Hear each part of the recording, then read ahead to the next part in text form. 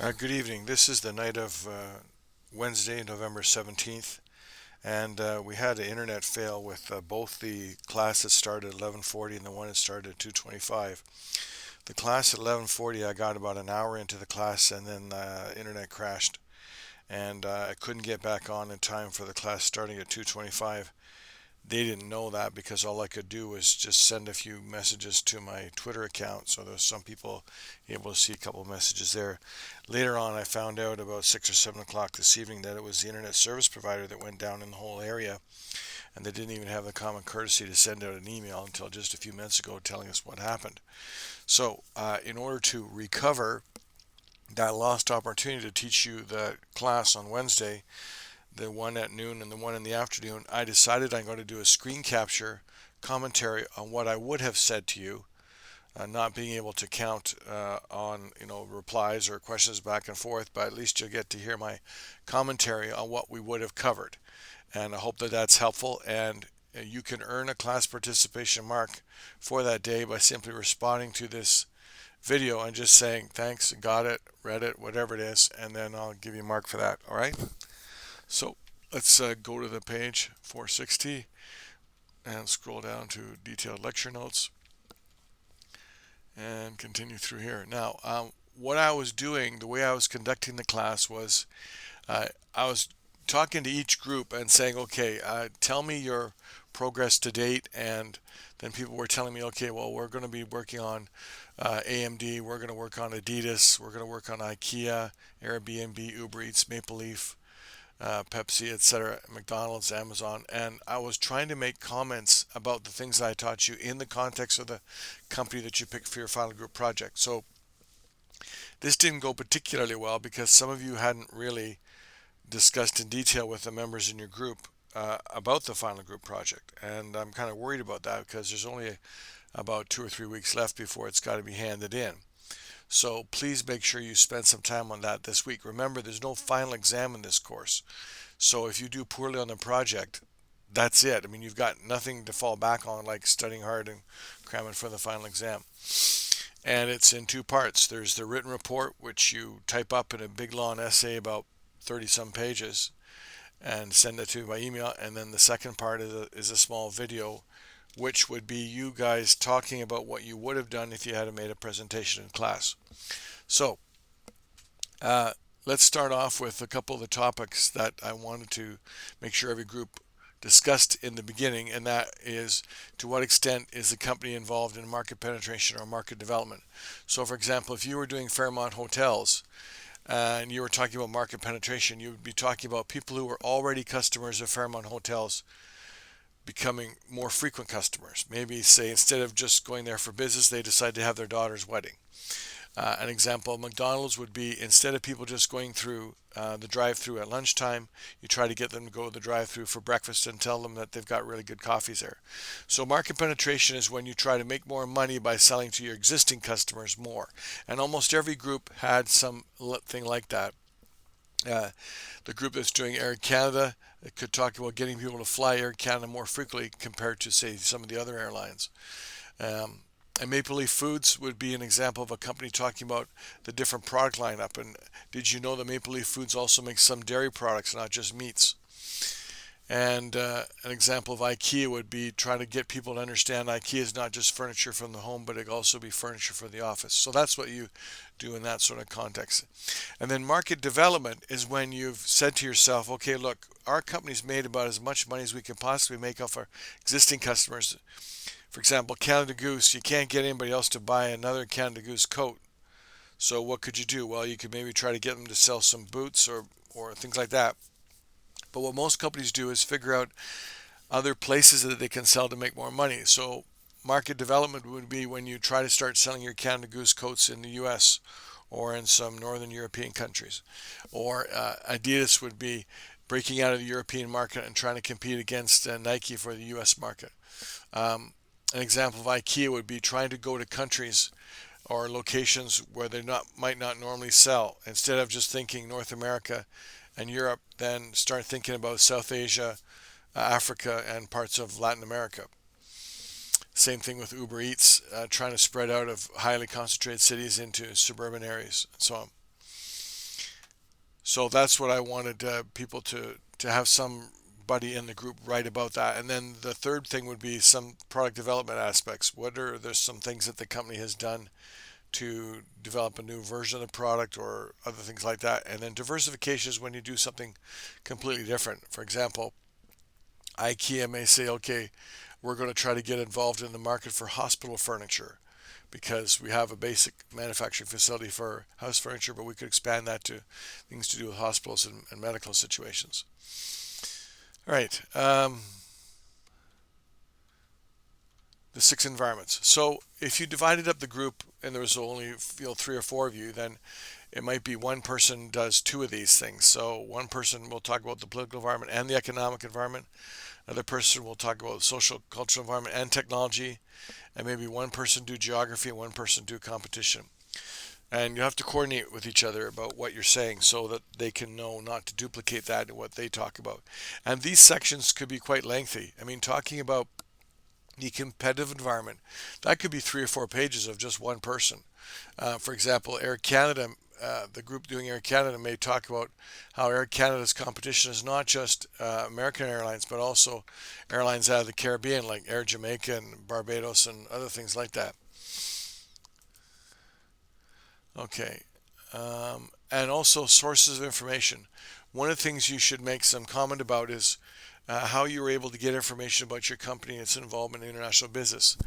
For example, if you went to, I'm just looking down the list of the companies, um, if you looked at a company like AMD, AMD, which makes computer chips, would probably be a member of something called ITAC, Information Technology Association of Canada, like an IT association. Adidas may be a member of a Garment Manufacturers Association or so on. So these industry associations also have reports and studies which you can use to talk about the international aspects of their business. Globalization. There'd be something in here talking about the globalization of customers and what that would mean to talking about a company like IKEA, for example, or Adidas. There wouldn't be any such thing as a South American running shoe or a Korean running shoe. It'd be the same running shoe that they market all around the world, just in different sizes. They might have different color flashes or related to some of the themes of different sports teams, but the globalization of customers is something which is causing more and more companies exporting to sell a similar type of product in many different markets, and there's advantages and disadvantages for that. And also the globalization of production. So you may have a company like, um, I'm just thinking of an example here, looking down your list. Pepsi. Okay, so Pepsi may hire the same bottling facility in Asia as maybe Coca-Cola or iced tea might have, and they simply arrange for space to produce a Pepsi line up there. Similar with clothing items, there are factories in Vietnam that make both Nike running shoes and Adidas running shoes at the same place. So the globalization production means that there are ways that companies are bringing together component parts from suppliers all around the world, and supply chain management, which we haven't yet talked about in the course, is a big part of the ability for companies to competitively continue to produce in the context of COVID. Okay, let's go to sustainable development. Almost every company now is talking about that in the context of their corporate literature and on their annual reports and things like that. Amazon, for example, may talk about sustainable development in terms of the packaging and how things are delivered to the door. Um, Fairmont Hotels may talk about sustainable development when they have a little note on the towels in the bathroom saying, if you use this just once and want to reuse it again, fold it and put it here. If it's very dirty and you want a new towel, then put it over here. And they'll talk about water usage and flushing the toilet and all kinds of things like that. Um, Sheen, for example, may also talk about how they ship and package things so that they use materials and cardboard in a more sustainable way. The cultural environment, it would be a big topic. And you could talk about American usage differences. Okay, viral marketing. You should be able to find some good examples of viral videos that all of these companies use. IKEA has a great one called the Book, where they talk about using just the old paper catalog. and that's pretty funny, interesting one. Adidas has some great ones with some celebrity athletes as well. And Seneca had a great viral video about that dance, the Jerusalem dance. So you can use some examples of that, and in the context of also talking about guerrilla marketing. And also, by the way, I had a student from one of the sections who was very interested in making a contribution about guerrilla marketing. And he explained that he previously used to have the job as the marketing manager for Pepsi in the Philippines. So I said, great, tell me the story. And he gave a description here of what they did, sort of in a kind of guerrilla marketing way. And I thought that was fantastic. And I added it into the page here talking about guerrilla marketing. So I wanted to use that as an example of how somebody could earn additional class participation marks other than just making comments on the videos. Ethics. Almost every group should have somebody writing a page or a page and a half in ethics. And you can talk about several things here. You could talk about how the company maybe was proactive with their customers, or they could be defensive or obstructionist. Basically, what you do is you take the name of the company. For example, let's just do one right here. We'll type in Adidas and then put in ethics. Now, instead of clicking under all, click under news, and you'll probably find a number of different topics here. And the reason why newspaper stories are interesting is because within the first couple sentences, they'll tell you something good the company's doing or something bad the company's doing. To reuse and resell sportswear. Okay. All right. Going further down here.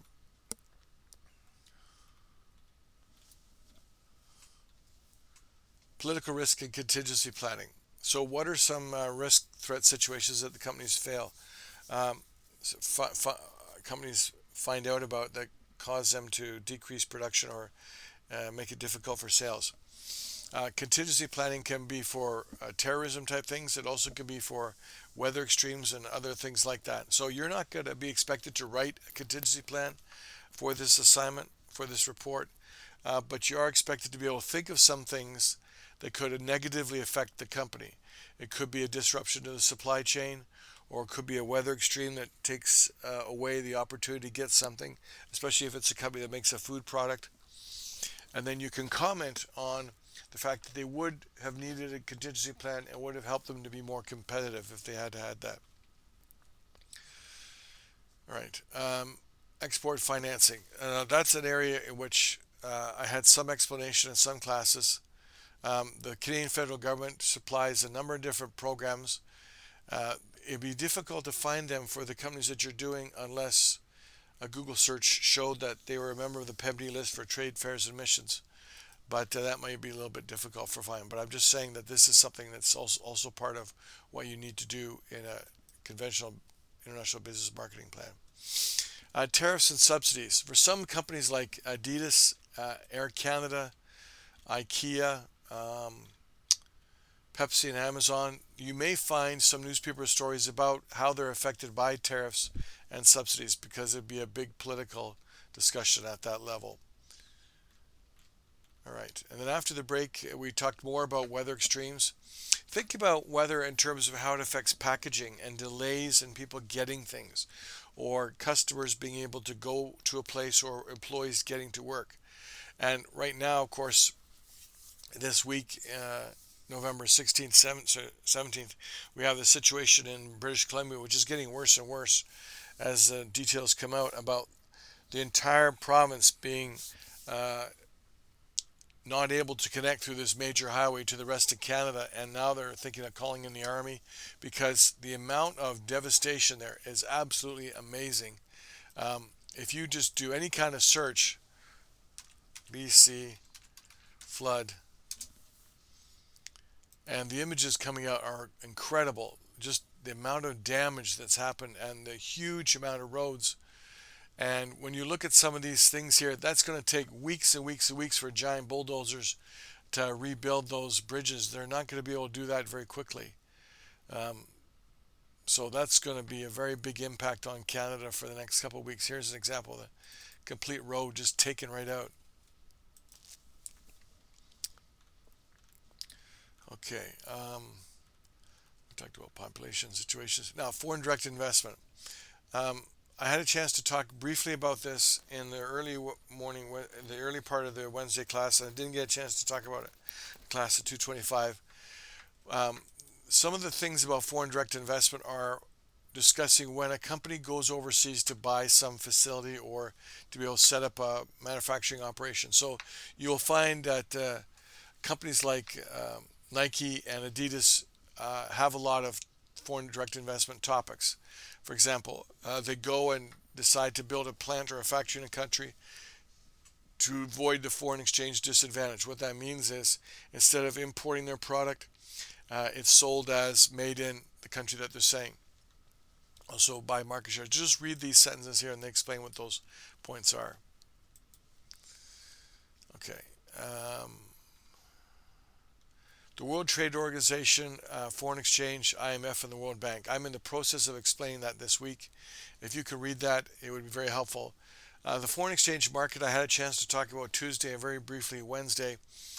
This is basically things about the currency exchange rate. And you should know some of these terms because a lot of people don't. And one of the reasons why some companies are successful or unsuccessful in international business is when they're able to estimate in the future what the exchange rate is going to be.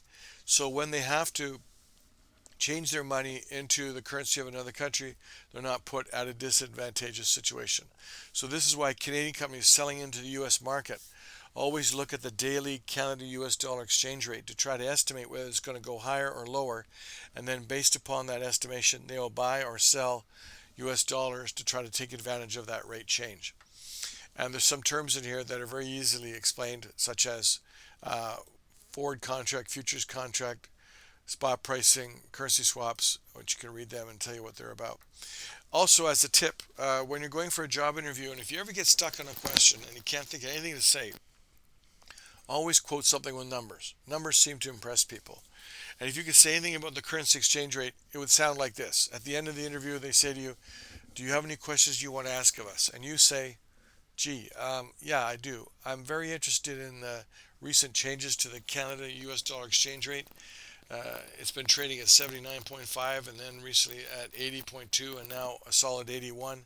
Since your company does a lot of business in the United States, can you please tell me how the continued advance of the Canada US dollar exchange rate is going to be helpful for your exports? Or if I just made that a shorter question, if I just said to you, yeah, your company does a lot of business with the United States. The Canadian dollar's been trading at 80.2 the last couple of days. Is that good or bad for your anticipated future sales? And they'll look at you like, duh. But that's a really, really great question to ask because it shows that you're up to date. And if you pay attention to something little like exchange rates, then you probably pay attention to other things as well, and you would be a good employee. All right. World Bank and the International Monetary Fund. Both organizations exist for the purposes of helping countries when they get into problems. The World Bank is more for things like when there's after a civil war, as an example would be Iraq, Afghanistan, or places like that, or also a large event like a massive hurricane or earthquake, as in the case of Haiti.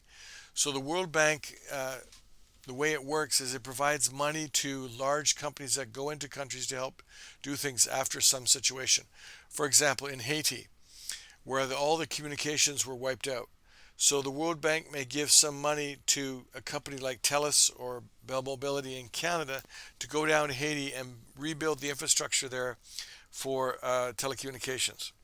Or they may say to a Canadian construction company like SNC Lavalin, here's $4.5 million to rebuild some of the bridges on the roads in Jamaica that were affected by the earthquake. Things like that. That's what the World Bank does. Now, the IMF, the International Monetary Fund, provides larger amounts for currency stabilization. So what that means is you take a country like, for example, Russia, or in the case of Bosnia or Pakistan, where the currency had been going up and down and made it very difficult for people to want to buy and sell products into Pakistan because you weren't really quite sure of what the rate would be when they wanted to do the sale. So the IMF provides advice and assistance and money to be able to help that. At the same time, though, they can be quite bossy and say, look, we're giving you this money to rebuild hospitals and schools. We're not giving it to you to buy attack helicopters so you can fight against ISIS or Taliban or something like that. But then Pakistan will turn around and respond and say, well, no, we need to because that's a security issue that we're dealing with right now. So that's sometimes a conflict when the IMF gets involved, is they're telling people, we'll give you this money to help you out in a bad situation, but we don't want you spending on things that are not relevant to the immediate emergency, like schools and hospitals and rebuilding the roads. So there's a number of examples in here of things that the IMF does for that. All right. Now, collaborative relationships. This is a big topic, and this is a good video here describing it kind of in a funny way. We did that in the Tuesday class. And what we're doing here is looking at all the different ways that companies get involved in international business, like indirect exporting. I explained that. Piggyback exporting. I explained that. Licensing, franchising, they're all in here. And what you'll do as a group is you'll take your company like Amazon or Air Canada or Pepsi or Maple Leaf Foods or IKEA, whatever it is, or Adidas, and you'll say, okay, these are the 3 or 4 things that they're most likely to be involved in. For example, IKEA has a lot of joint ventures. Adidas has a lot of contract manufacturing situations. Air Canada has a lot of licensing situations, and Amazon as well. So just read down the list here with the description of what these different types of things are, and then pick out 3 or 4 of them that the company does, and then further explain how they go about doing that. That's collaborative arrangements. And then next class, we'll talk about choice of entry modes, such as dealing directly with an exporter or going through an agent or so on, and also talk about trade missions and some of the disadvantages of exporting, the things you want to avoid. So that's what I would have done if I hadn't been able to finish the class on Wednesday afternoon. And that's also for the people Tuesday and Wednesday morning as well, to give you as kind of a rewind of what I was trying to cover off. And for the people on Thursday, November 18th, this is telling you a little bit in advance what we're going to try to cover for that day. I hope that this is helpful. I hope I haven't spoken too fast, but because it's a YouTube video, you can rewind it and play it again. And as I said, for me to know that you were in the class and listen to this, just make a very brief comment so I can know who you are. Just put in your first name and the initial of your last name. Don't put in your last name, and then you'll get a class participation mark for that. Thank you very much, and hope that this is helpful.